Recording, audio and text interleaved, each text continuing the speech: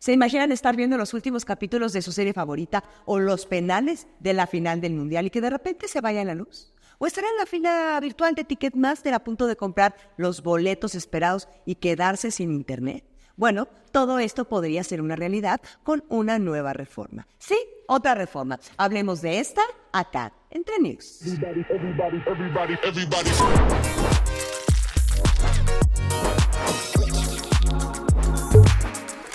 Si prestaron atención durante el sexenio pasado, seguro notaron que el tema de la soberanía energética fue recurrente. El discurso se remontaba a ese capítulo de la historia en el que México recuperó el control de las industrias petrolera y eléctrica. En aquel entonces fue necesario indemnizar a varias empresas que operaban en el país, ya que al expropiar sus bienes, lo justo era pagarles. Eso que nos enseñaban en la primaria como expropiación petrolera y la nacionalización de la industria eléctrica.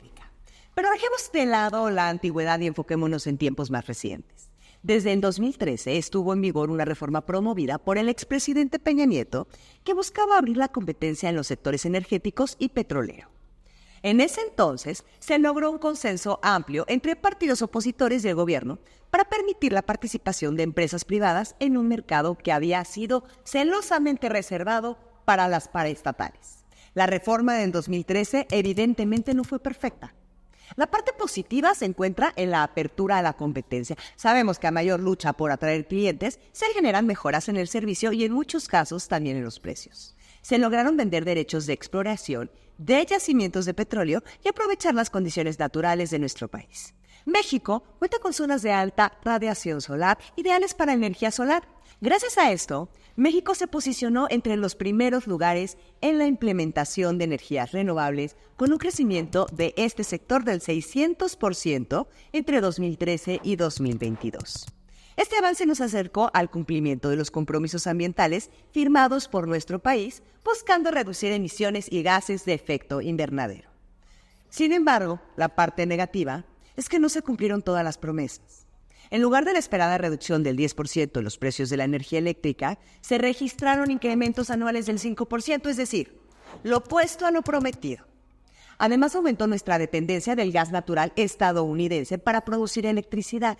En el sector de los hidrocarburos, la reforma contemplaba la posibilidad de obtener ganancias mediante el cobro por la extracción de petróleo sin necesidad de invertir, es decir, vivir prácticamente de las rentas. Sin embargo, esto no se logró. A diferencia de Brasil, que tras su reforma del 2016 incrementó su producción y recibió más de $70,000 millones en beneficios solamente en 3 años, en México nunca se implementó adecuadamente. ¿Dónde se produjo el cortocircuito? Pues en que algunas empresas aprovecharon vacíos legales y letras chiquititas para crear un mercado falso y evitar el pago de derechos de transmisión a la Comisión Federal de Electricidad, lo que afectó tanto sus finanzas como las del país. Es la historia de siempre. Se presentan ideas como una maravilla, pero, como bien dicen, el diablo está en los detalles. Y la eterna práctica de la corrupción termina por echar a perder los proyectos que podrían beneficiar al país. Con la reforma del 2013, tanto la CFE como Pemex dejaron de ser únicamente paraestatales para convertirse en empresas productivas del Estado. Esto significaba que México esperaba generar beneficios económicos a partir de ellas. Ambas empezaron a cotizar en la bolsa. Se implementaron estructuras administrativas similares a las de los grandes conglomerados mundiales y sus áreas de negocio se dividieron para hacerlas más competitivas y eficientes. ¿El resultado? Sorprendentemente, ambas empresas comenzaron a generar ganancias. Se dejaron de invertir recursos en los sectores que no eran rentables y se enfocaron en aquellos que sí lo eran. En el caso de Pemex, por ejemplo, el enfoque se puso en la extracción y exportación de crudo, que es en donde se obtienen mayores márgenes de ganancia, y también se redujo la inversión en refinación, donde siempre se ha perdido dinero. Sin embargo, esto está a punto de cambiar drásticamente. Con la reforma heredada del sexenio pasado, se busca modificar 3 artículos de nuestra ya muy golpeada y herida Constitución, los artículos 25, 27 y 28. La primera modificación transforma a ambas paraestatales, obligándolas a dejar de ser empresas productivas del Estado para convertirse en empresas públicas. Esto significa que ya no van a tener como objetivo generar beneficios económicos para México, sino simplemente prestar un servicio. La segunda modificación reafirma el derecho exclusivo de la Comisión Federal de Electricidad para la transmisión y distribución de energía eléctrica, además de darle prioridad al momento de adquirir producción sobre cualquier otro competidor. La tercera modificación crea un nuevo organismo encargado de la planeación y control del mercado eléctrico nacional. Esto implica, aparentemente, la desaparición del Centro Nacional de Control de Energía, CENACE, que además asumirá funciones de la Secretaría de Energía.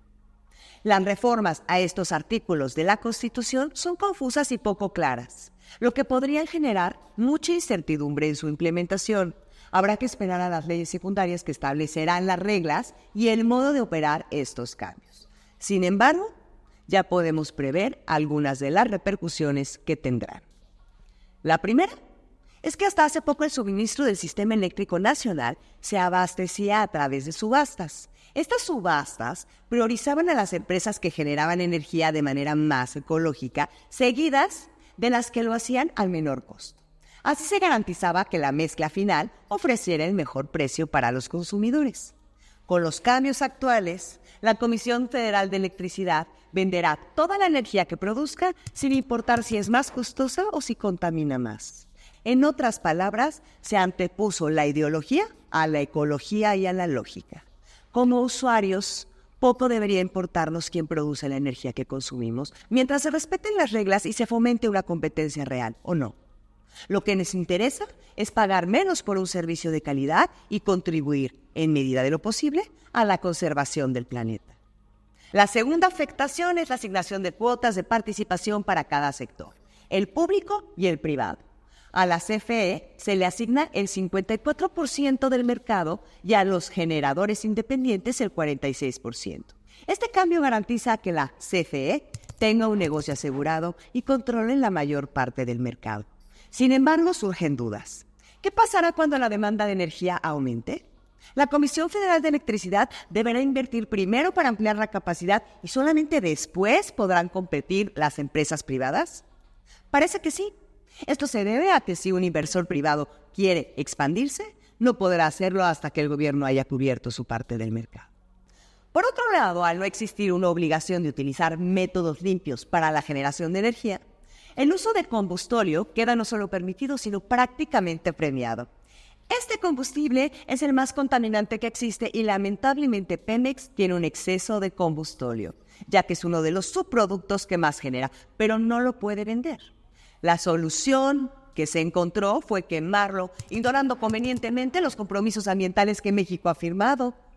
También, al convertirse en empresas públicas, México reconoce todas sus deudas. Si bien esto representa un gran ahorro en el pago de intereses, ya que al estar respaldados por el país, las tasas de interés disminuyen al ser reclasificadas, las finanzas públicas no atraviesan su mejor momento. Aumentar la deuda podría acercarnos a un problema serio con la calificación crediticia del país y una reducción en esta calificación podría ahuyentar las inversiones que tanto necesitamos. En otras palabras, por ganar en un aspecto, podríamos perder en otro, como el llamado nearshoring. Otro impacto preocupante es que si el nuevo organismo de planeación y control está dentro de la Comisión Federal de Electricidad, se generarían graves conflictos de interés. La comisión podría determinar la política energética, es decir, decidir cómo, cuándo y cuánto se expandiría el sistema. Tendría control sobre la operación del mercado, incluyendo la capacidad de fijar los precios y además competiría en él. Esto es como si un equipo de fútbol pudiera crear las reglas del torneo, designar a los árbitros, decidir cómo se gana el partido y además jugar. ¿Quién querría participar en una competencia en donde el juego está tan claramente manipulado? En cuanto a Pemex, la reforma lo afecta muy poco, pero todos sabemos en qué situación se encuentra. Es la empresa petrolera más endeudada del mundo, con al menos 107,000 millones de dólares. Al volver a ser una empresa pública, podría invertir en negocios no rentables sin rendir cuentas a nadie. Incluso se ha planeado reducir la extracción de crudo a niveles de hace 40 años, con el argumento de dejar recursos para las futuras generaciones. Sin embargo, el verdadero problema de Pemex no es que no quiera producir, es que ya no puede. Es algo curioso como algo que supuestamente no tenía ciencia ha llegado a complicarse tanto. Esta reforma se basa en los conceptos de nacionalismo y soberanía.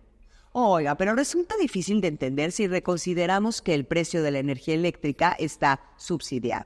A finales del 2023, la Comisión Federal de Electricidad tenía una pérdida de 108,000 millones de pesos. Además, el 60% de su producción de electricidad proviene de gas comprado a Estados Unidos que, según datos de la Secretaría de Energía, ha representado un gasto de alrededor de 14,000 millones de dólares anuales.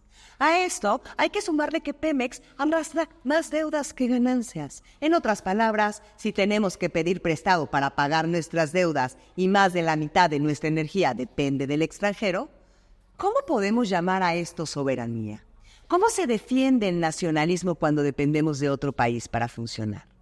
De aprobarse estas reformas energéticas, no solo pondremos en riesgo nuestro futuro, sino que también perderemos esa pequeña y distante luz al final del túnel. Soy Laisha Wikis, nos vemos la próxima semana acá en Tren News.